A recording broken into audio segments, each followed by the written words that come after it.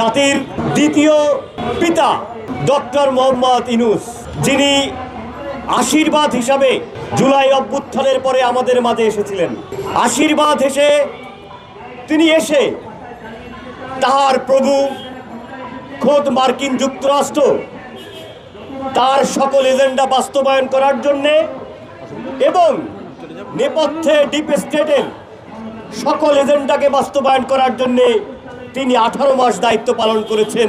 তার জন্য আমরা তাকে শুকুর আলহামদুলিল্লাহ বলতে পারি। তাকে ভেস্তে নসিব করুক। এই কারণে বলছি,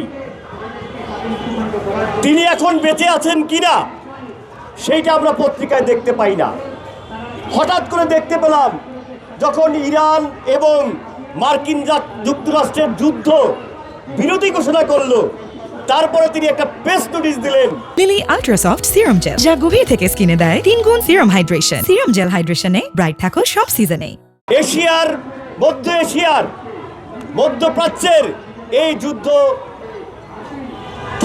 থামানোর জন্য আন্তর্জাতিক নেতৃত্বকে তিনি অনুরোধ জানিয়েছেন, অথচ তার একদিন আগে যুদ্ধ বিরতি ঘোষণা করা হয়েছে। বন্ধুগণ, এই কথাগুলো আমি বললাম এই কারণেই বললাম,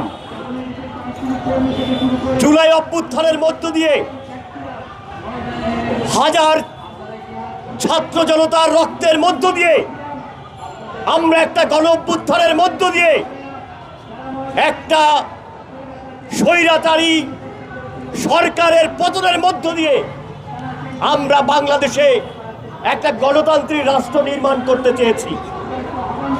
কিন্তু আমাদের দুঃখের বিষয়, সেই গণতান্ত্রিক রাষ্ট্র নির্মাণ করার জন্যে বাংলাদেশের জনগণ, ছাত্ররা যাকে দায়িত্ব দিয়েছে তার নাম ডক্টর মোহাম্মদ ইউনূস, ব্র্যাকেটে আমি ইদানিং ডেকে থাকি মহাজন। সেই মহাজন তিনি ক্ষমতায় এসে বাংলাদেশের জনগণের স্বার্থ বিরোধী সকল কর্মকাণ্ড পরিচালনা করেছেন।